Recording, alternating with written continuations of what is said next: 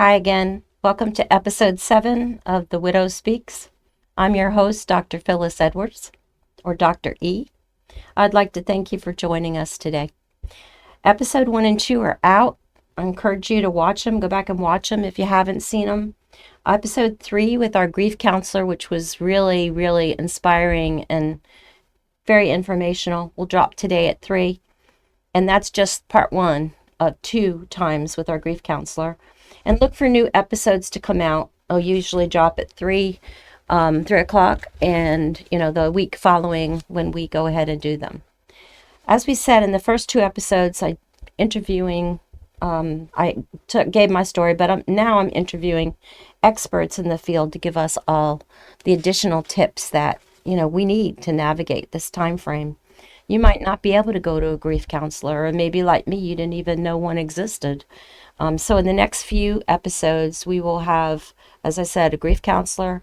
We will have a psychologist. We will have a doctor that will tell us about the physiological issues that happen when you are a widow that you don't even think about. We're also going to have financial and legal experts, and there'll be more to follow so we can understand the pitfalls and the dips and the valleys of what we're going through. So I hope you keep tuning in.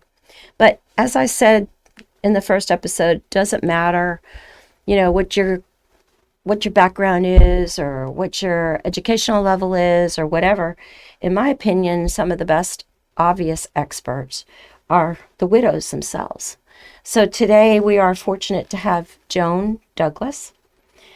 She is my cousin on my mom's side. She's younger than me, and she experienced being a widow at a younger age, which is a different time and more difficult in some ways than I had it being a little bit older. Both Joan and I lost our mothers and our fathers, and I think that she and I and her sister have found a renewed strength in connecting with family again. And I don't know about you, but if possible, I think it's, I highly recommend that you do reach out and try to get with your family if possible. Joan, welcome. Thank you. Thank you so much for being willing to share your story and to help us with the mission of helping other widows, because that's really what this is all about. It's my pleasure.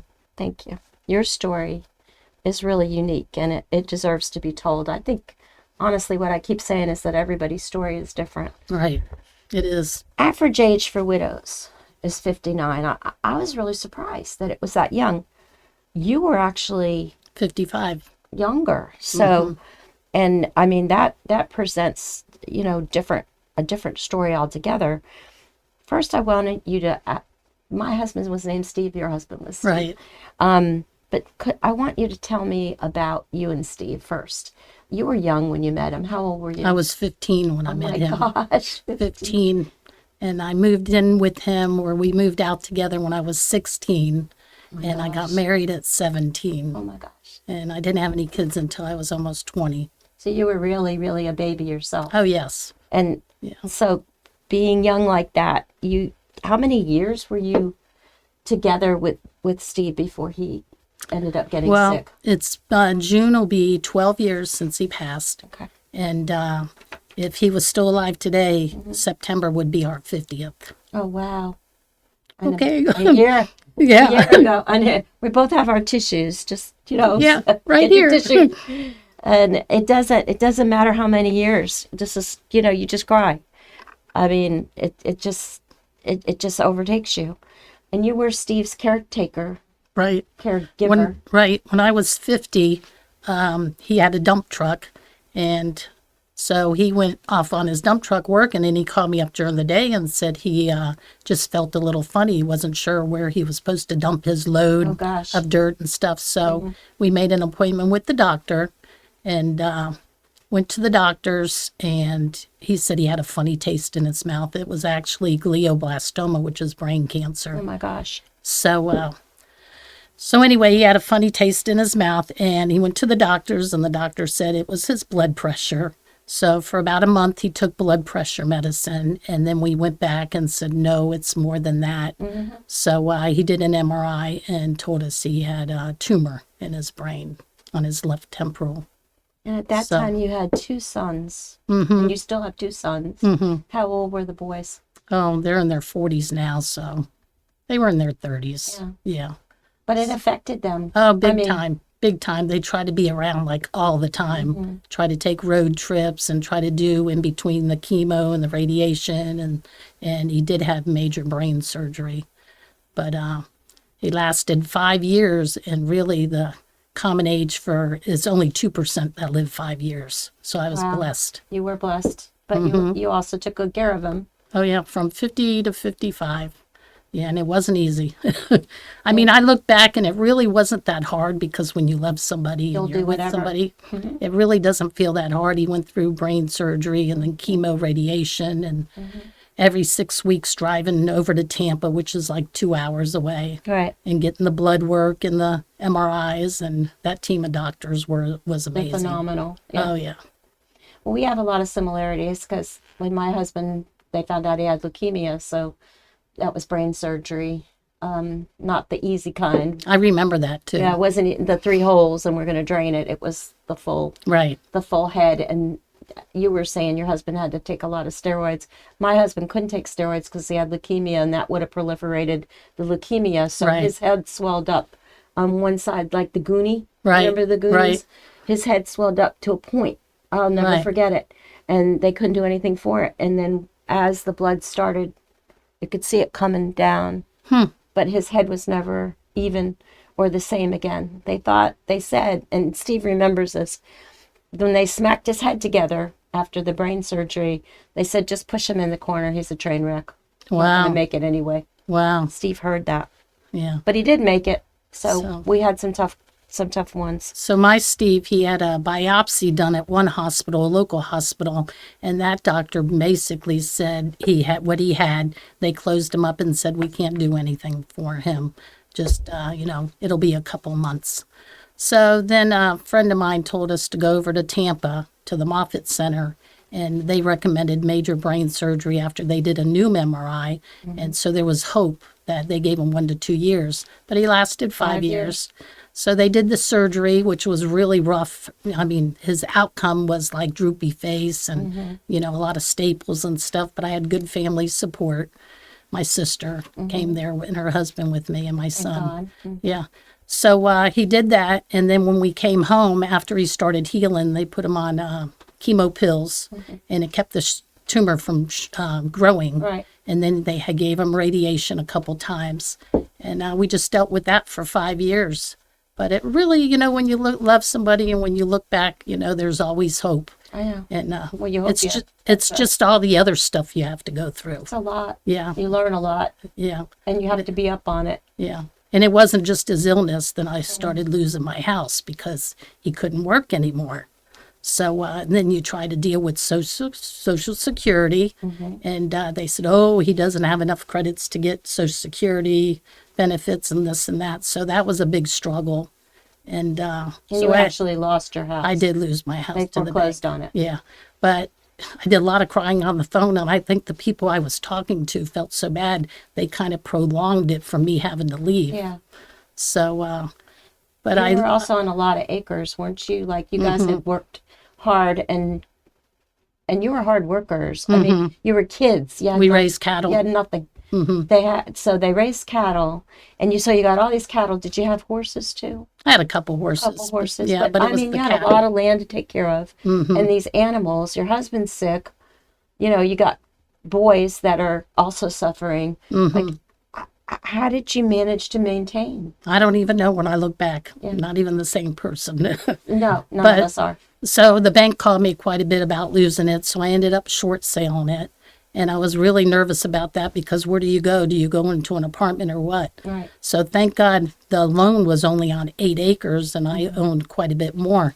So I went and talked to an attorney. Right. And I was like, okay, do this right. Go talk to somebody. You can't do it by yourself. Right. So I talked to an attorney and they suggested try to build another house on the rest of the property right. so the bank can't put the lien on the whole property. Oh, good. So that's what I did. He had a dump truck. I sold that on eBay. Do what you got to do. Yeah, I sold it on eBay. You get so much in overdrive that when it's all over with, you're like, You can't know? even understand Yeah. how you did what you did. No, I don't even understand how I did it, but I did it. And then, meanwhile, the yard, the cows, everything was going really at 5 years. Yeah. You know, so I had 3 loads of cows to sell when he passed. Wow. So, and it's hard to get people to help because they don't want to be around when you're all depressed and crying. They don't know what to say. They don't know how to help you. Nobody knows what to say. Yeah. Yeah. So we bought the property in 2005 and built a house, brand new house, and then he got sick in 2009. So we were just getting Just in ready there. to really enjoy the place Right. and raising cows, and then he passed in 2014. So Wow. we were just getting into it. So and I lost my brand new house on 8 acres. On Thank top of God. that. Thank God on the whole piece of property that I bought, the loan for the house was only on 8 acres. So I only lost the house on 8 acres. Yeah, but if you had even had the presence of mind, like to go to an attorney there, think about, and I think about like the widow in the Bible who basically was going to make her last meal, her last cake, and Right. die with her son. Right. And, I think it was Elijah said to her, what do you have?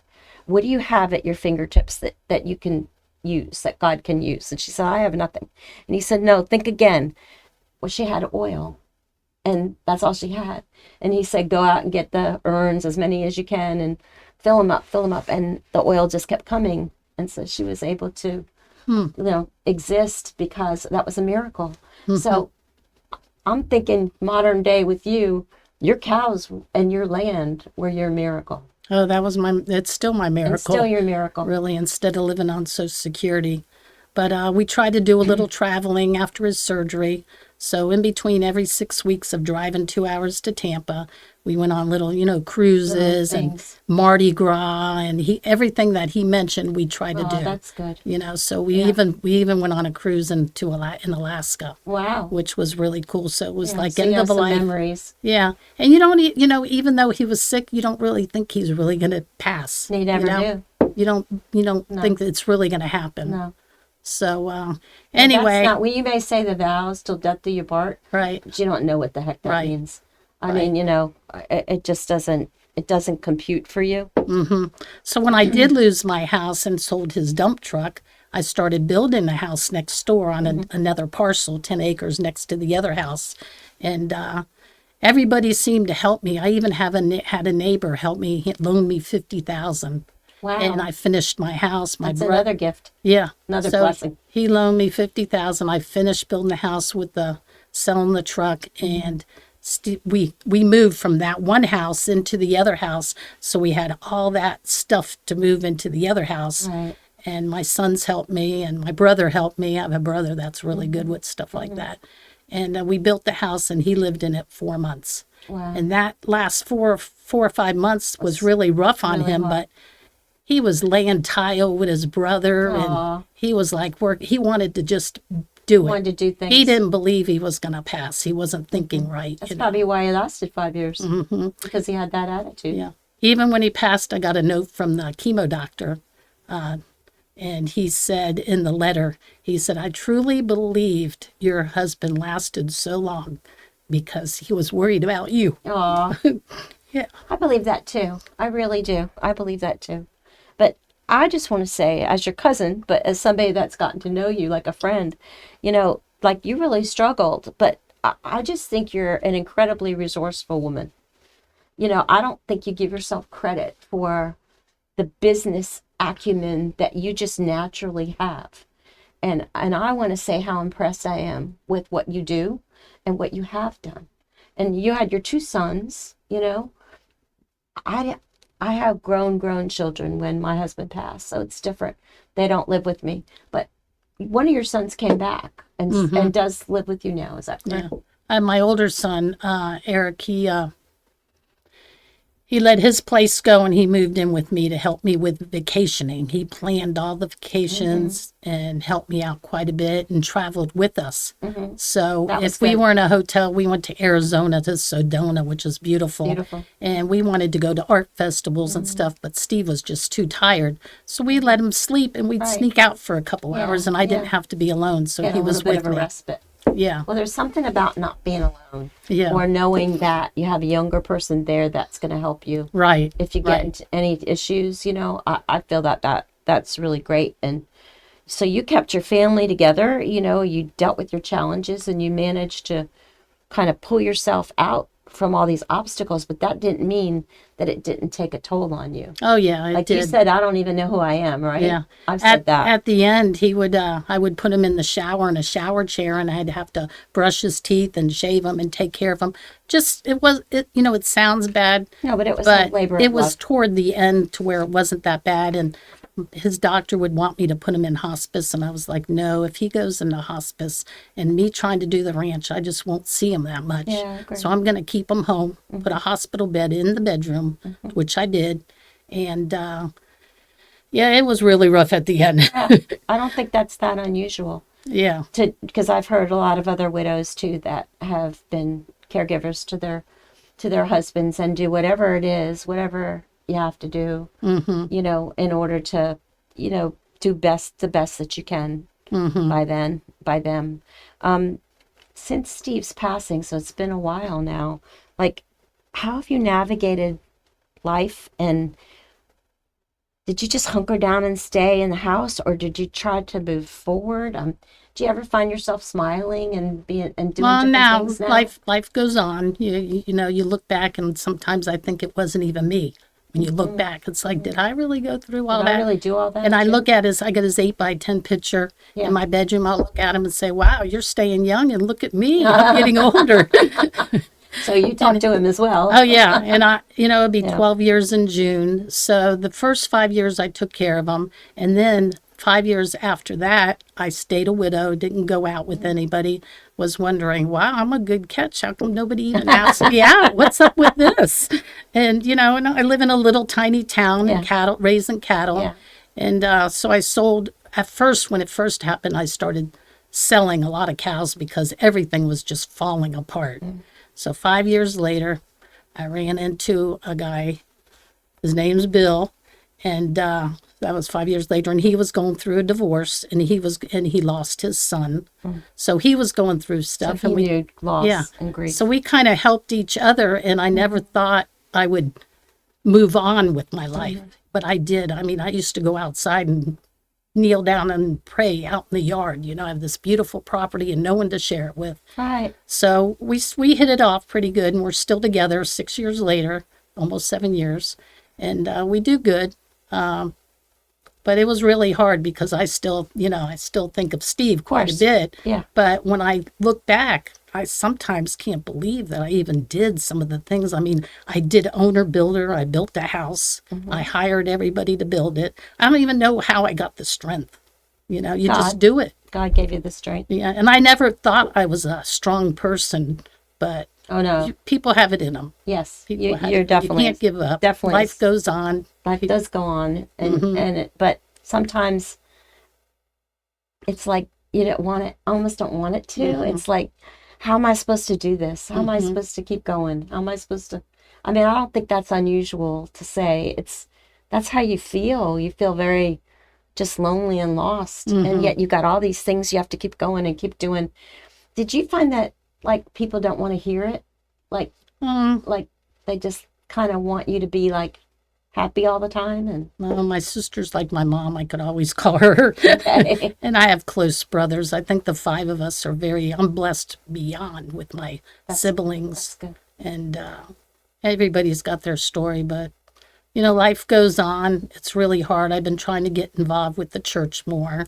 But I did go to church when he was sick, and a lot of the church people would bring food to us, and he would say, oh, I like your cooking more. Don't let them do no more. They meant well, but They did, yes. But he That's was very just nice. he was just more comfortable just being around you. my sons and me and Yeah. being home and Right. have a brother that would come over every 2 weeks and say, go take a break, go out to the mall, go do something. I'll sit with them. It's nice. So, That's good. Yeah. Those are real gifts. So, what advice, I guess, would you give to listeners like they're hanging on to God's promises of, beauty for ashes, and I know the good things I have for you. They're meant to help, not to harm. Like, what would you say, like, to them about just trying to get through the darkness. Well, you gotta, when people offer to help, let people help, because you need to be around people. You can't just, you gotta let people help you, because they don't know how to help you. So all it takes is put your hand out and let them help you.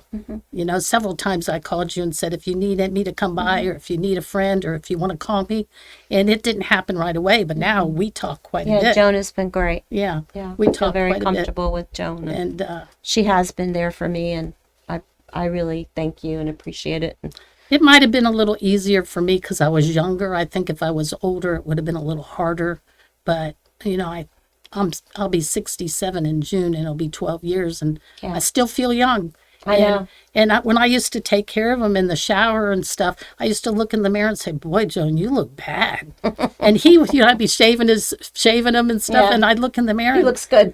I'm like, wow, I looked really rough because it was getting to me.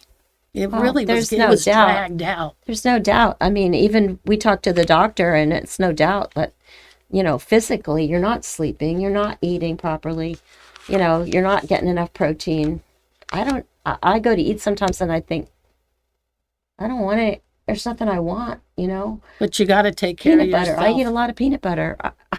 Peanut butter and jelly. I mean, that seems to be the go-to, because I look at things and I think, Hard-boiled eggs. Leave out the bread. just don't even want them. Well, Walking really helps too. just Like doing. walking, even by yourself, just walking And really helps. you've got the land that you can get out Yeah. there and walk, and As long as you stay away from Kind of haters coming out of the pond. God's country. But walking really helps. It does, But it does. when I Trying to look at the exercise. beautiful piece of property we have in '05, and then he got sick in '09, I'm like, wow, he didn't even really get to didn't enjoy get what to we enjoy it. accomplished together. Yeah. Because we were always buying real estate and painting and roofs leaking and always fixer-uppers.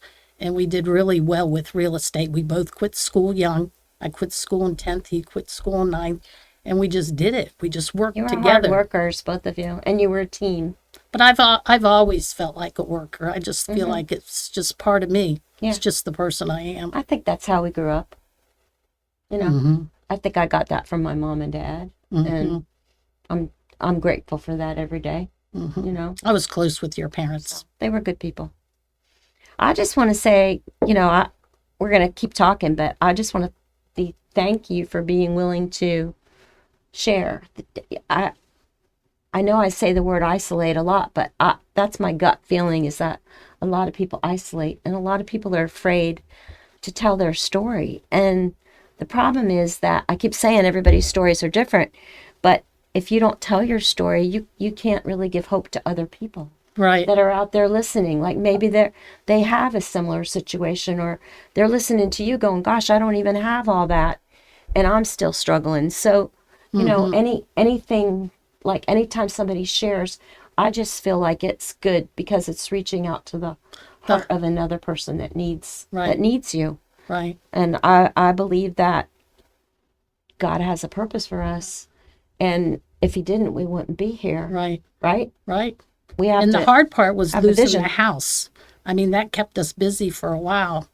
I tried to hire somebody to help me, but that I could tell the money wasn't going right. So I was like, I'll just do this by myself. You just have to watch everything. I realized very, very quickly that I wasn't going to be able to maintain Right. what I was living in, and things were going wrong, and I didn't know how to fix them, and money was just flying out. And I had already just moved 6 months previous. It's not like I wanted to move again. Right. And we were only in that house for about 4 months before he passed. So Right. he didn't really get to enjoy that either. Right. But I had to sell it. And so while you're going through all this horrible turmoil, people tell you don't do anything. You stick where you are. You don't Yeah, need they say anymore. for the first year, do not sell anything. I followed no rules apparently, and I had to sell it, and I had to move, and did all of that by myself. But you just look at things and do what you got to do. Right. I guess that's where we are. And now I think our work is to kind of rediscover who we are. Right. Because it's been Phyllis and Steve, and now it's Exactly. Phyllis. You got to find yourself, You- which took me 5 years. It took 5 me 5 years, and I still struggle with finding yourself. I agree with you, because I look, what do? You go back and and look at pictures, and you see this young girl, what, 20, 21 years old, and smiling, not a care in the world. And then you look at other pictures, and here you are in the beginning of your life, or you're with your babies, and now you find that, gosh, all of that has come to a close. And I have to remember that, God, in his infinite wisdom, decided to close that door. No matter what I wanted, it was going to be his will, not mine. And, it was better for my husband in the long run. But I sometimes don't know how to get out of my own way. And so I have to remind myself that God doesn't really need my help. Right. And that I'm a fixer. I think you're a problem solver. So it's really hard to kind of sit back and sort of do what you think you need to do, but let God be God. And you have to stay busy. I have a little girl in my life that she's not really a granddaughter, but I've known her. She's more like my daughter. Yeah. But she's 21 now, and she came to live with me when she was 12 after Steve passed, and that kept me really busy. Yes. And now she's going to be having a baby, so I'm really happy. See, you're going to be a great grandma. Yeah, and she's very special. She's like my little best friend. She is special. And I've met her. She's wonderful. Her name's Heaven. Heaven. I know her name is Heaven. So just you've had stay a lot of busy. blessings. You really have, but also a lot of hard times. And I just give you great credit for doing all that you've done and really using your brain, but you're also using your guts and your will, right, to get through what you. And I always say to her, and I recommend it to everybody, is if you keep looking back, you stumbling back, you never move forward. That's exactly right. You have to move forward. It's really hard to move forward. Yeah. You want to stay in that comfort zone. You want to stay in that place, that past, where you were comforting and you knew who you were. And now you have to kind of move off. And that's hard to do. I'm weeding down. Property-wise. Yeah, I'm getting tired. I'm ready to do something different. Okay. The new season maybe in your life. Taking care of the new baby with Heaven. There you go. But that sounds like traveling more. I like to travel more with my boyfriend. It's a real blessing. To travel more. But I got to move on. I'm still young. Everybody says that. You are. And thank you for having me here. I want to thank Flagler Voice for hosting this podcast and seeing the need to reach others in their time of difficulty and need. And it's something they didn't have to do, but they have. And if you want to be a sponsor, please contact them for The Widows Speak. And I'm going to take the opportunity to say stay with us and go back and look at the past episodes and look for them dropping every week. And remember, please, your story is special, unique. You're not alone. There is beauty for ashes, and God knows the things he has in store for us, and they are meant for our good and not for our harm. So until our next time, God bless you. Take care. We want to give a big shout out to the U.S. News and Entertainment.